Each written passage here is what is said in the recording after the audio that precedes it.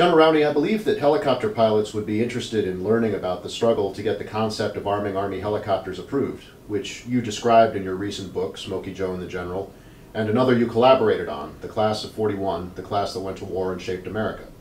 Would you please tell us when you first became interested in arming helicopters?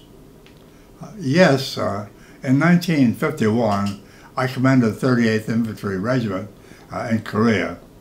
I always tried to position my regiment right up against the Marine regiment because the Marines not only had close air support, which I could call on occasionally, but also had a number of the Sikorsky large helicopters for medevac purposes and supply purposes. We got together and planned a joint exercise where I equipped my soldiers, 10 per helicopter, and with machine guns and rig grenades, and using his 5 helicopters, we made a raid in the enemy's rear. Flying close to the nap of the earth, we completely surprised the enemy, swarmed down them with amidst the fires of the machine guns and grenades, so completely surprised them, and those that we didn't capture were killed or wounded. It convinced me that we had a good idea for Army helicopters in the future. Can you tell me when you next experimented with helicopters for use in combat? Yes, let's fast forward to 1961 when I was promoted to Brigadier General. I was made an Assistant Division Commander of the 82nd Airborne Division and convinced my Commanding General that we should experiment with the few helicopters we had in the division as Sky Cavalry. This came to the attention of General Hamilton Howes, who was commander of the 18th Airborne Corps, also stationed at Fort Bragg. He asked me to put together a group to try to work up a concept to present to the Army for air mobility to replace the ill-fated report known as the Rogers Report that had gone through the Army the year before. I formed this group with 3 other classmates. One was Colonel John Jack Norton, the first captain of our class, very highly decorated officer in World War II who had made all 4 combat jumps and was an Army aviator. The second, also Army aviator, was Ace Moody, number 1 man in our class. He was unusual because most cadets who graduated near the top of the class chose to go into the Corps of Engineers, and he chose, because of his love of Stonewall Jackson, to go into the cavalry. The third officer was Colonel Edward Spec Powell. He was number 5 man in our class, and also an Army aviator, and very much interested in Sky Cav. We put this group together and met at the evenings and weekends, often making conference calls, sometimes meeting either in Washington or Fort Monroe or Fort Bragg. This led to our putting together the air mobility concept. Can you tell us more about the development of your concept for presentation to the Army and the problems you encountered? Within several weeks, we soon developed a rough outline of a concept to present to the Army. Jack Norton carried most of the ball by forming the concept, and Ace Moody and Spec Powell helped quite a great deal because they were high in the class in the English language and wrote very well. Norton's most important job was to find out why the Rogers board had failed, and discovered that The main reason was that armor officers who dominated the staff at that time were opposed to the concept. These officers felt that every helicopter that was bought into the Army would mean one less tank for the Army. It was our job to develop the arguments that the helicopter was at least as cost effective as the tank in combat. So we worked hard on developing that idea. We were joined from time to time by General Howes, but he was careful not to dominate the conversation. We were also visited by a number of Army pilots of helicopters, such as John Tolson, Harry Kennard, Del Golden, Cliff Von Cam. These officers helped us a great deal with their intimate knowledge of helicopters. Within 3 months, we soon developed a concept for presentation to the Army, and I'd say that our most difficult job was to try to figure out how to push this through the Army staff without having it been sidetracked and off into dead-end corners. So this worked very well. Can you describe how your proposal got approved in the defense establishment, resulting in the appointment of the House board?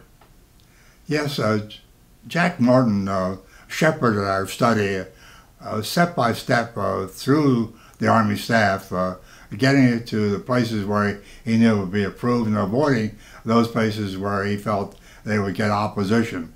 It got to the Chief of Staff of the Army, and Jack Norton helped convince him that he should approve the study and forward it to the Secretary of the Army. Here, the study was picked up by Ace Moody, and he wrote a memo to the Secretary of Defense asking that he approve the concept and appoint a board of officers to study the idea. This directive to form a board to study the concept was written by Spec Powell, and was written in sharp, undiplomatic language, and I'll have you read that, if you will, Michael. Sure. McNamara warned in the directive, "I shall be disappointed if the Army's re-examination merely produces logistically oriented recommendations to procure more of the same, rather than a plan for employment of fresh and perhaps unorthodox concepts, which will give us a significant increase in mobility." Yes, and the directive also told the House board to submit their recommendation directly to the Secretary of the Army. You can see that both Vance and McNamara were interested in bypassing the Army staff completely, which they thought would only hurt the case. Can you tell us something about the House board, the tests conducted, and its recommendations?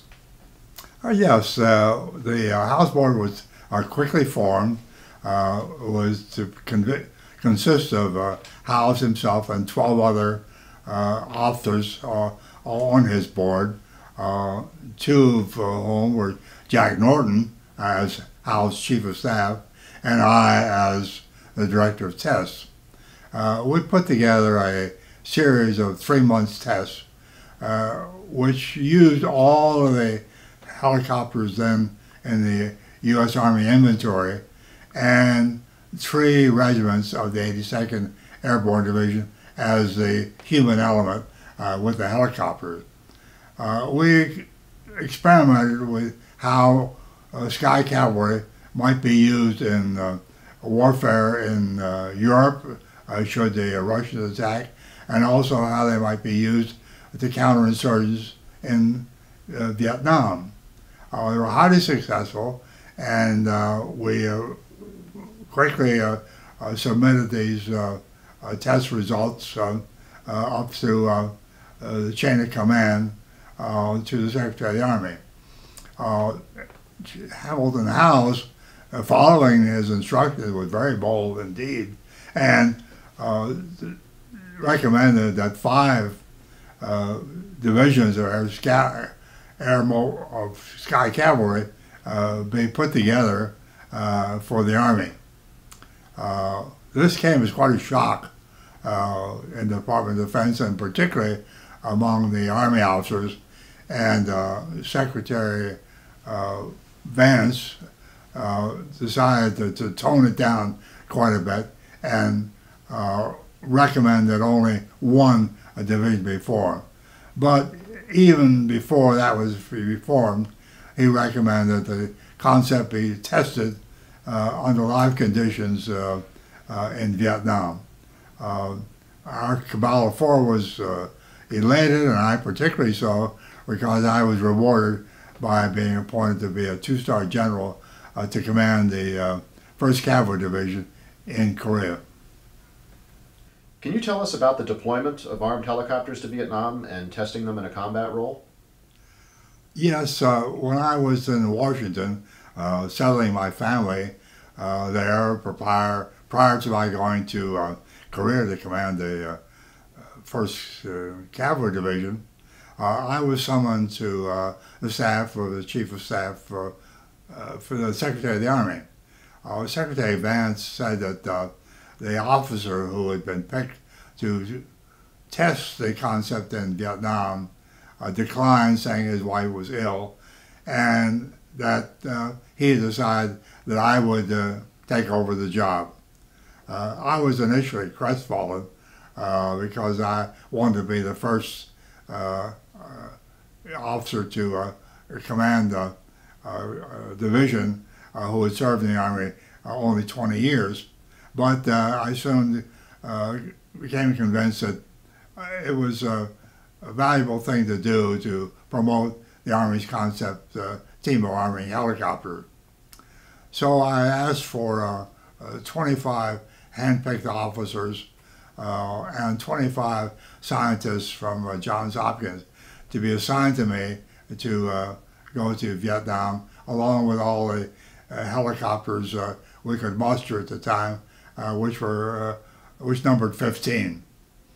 On my way to Vietnam, I stopped off at Hawaii to pay a courtesy call on Admiral Felt, who, in addition to commanding all the naval forces in the Pacific, also commanded our forces in Southeast Asia. Felt was opposed to the concept and told me that I would not be permitted to go to Vietnam. His reason was that the orders had been issued by the Secretary of the Army and not by his chief, the Chairman of the Joint Chiefs of Staff. I thought this was a detail, but Felt believed otherwise. So I tried to communicate with people back in Washington, but found that Felt had blocked me by telling his communication officer not to allow any communications to go through. I did manage, however, to get a leave of absence to the Philippines, and while there, I was able to communicate with Spec Powell and Ace Moody. I got them to get Secretary McNamara to issue the orders to the Chairman of the Joint Chiefs of Staff to Admiral Felt. The next day, Admiral Felt told me I could proceed on to Vietnam, and I did so, but I found that my troubles were not over. The headquarters commandant, a Major General Marine Corps by the name of Weed, told me that he had no room for me in Saigon, no office space at all to give me. I went out and struck out on my own and found an old burned out warehouse which I managed to get repaired, and moved in to get this team, which I call active, going. My troubles were still not over. Shortly after moving it to the headquarters, I arrived at my office one morning to find that there was a padlock on the door, and all my file cabinets and desks and chairs were out on the street. The headquarters commandant had decided that he needed this building, which I'd refurbished, for some other purpose. I was seated in my office chair in the street, perplexed. I was pleasantly surprised when a car stopped and Brigadier General Buck Anthus, the Air Force component commander in Vietnam, asked me what I was doing there. I had known Anthus as a classmate at the National War College. I told him that I was dispossessed by General Weed. That's a hell of a note, he said. While we were instructed, he said, not to further your concept. I'm not going to be a part of having you treated so shabbily. So Anthus offered to divide his own office in half and give me half the space for active, which I did and was able to continue with the tests. Can you tell us something about Active's testing program in Vietnam? Yes, we decided to test the armed helicopter in various ways of combating the Viet Cong. This was quite difficult because the rules of engagement we had with the Vietnamese were that the United States could not engage in combat, but only in a support role. So we had to resort to having Army helicopters pilot the helicopters, and the co-pilots, the Vietnamese, do the shooting. This worked out reasonably well. Not ideal, but it did work. We soon proved that the armed helicopters were going to be valuable in fighting the Viet Cong. About halfway through our testing program, we were supporting the ARVN, that is the Armed Forces of Vietnam, in a combat operation at a place called Ap Bac. Disaster struck. Trying to land one of our helicopters, it became damaged and disabled there in the midst of the enemy. Using our standard Army doctrine at the time, another helicopter went down to rescue the pilots of the first helicopter, but it was shot down. This occurred twice again before I finally wised up to the idea that we were throwing good money after bad. So I stopped that procedure, but used all the helicopters I could to fire on the perimeter of the battle and allow us to use one of our helicopters to deploy a sling and pull out the helicopters one by one. The U.S. press had described the Ap Bac as a disaster, and it took quite a bit of convincing to the press that 5 helicopters weren't really shot down and destroyed, but only one was destroyed and 4 were recovered. This allowed us then proceed along, and our test went quite well, so that at the end we proved that the armed helicopter was cost effective and should be adopted into the Army. I was finally promoted to my 2-star rank in order to proceed to the Pentagon to put together a table of organizational equipment for the 1st Division to have armed helicopters. This unit became known as the 1st Cavalry Division Air Mobile. Can you tell us about your experience in having the 1st Cavalry Division Air Mobile deployed? Yes, I was assigned to the Assistant Chief of Staff for Force Development, given the 33 officers as a personal staff to put together the concept. I found out soon afterwards, however, that I was being sabotaged, and 3 or 4 of my personal staff were reassigned to other jobs. I asked what was going on and was told that rather than have a personal staff, they thought I would be able to use the entire 100-man staff of the division. In theory, this sounded good, but in practice it didn't work, because when I assigned jobs to these previous officers who had been reassigned, they said they were given jobs of higher priority. Not knowing what to do, I appealed to those who had been reassigned to come work for me in the evenings from 5 till midnight and all day on Saturday. And 15 of the 30 did so.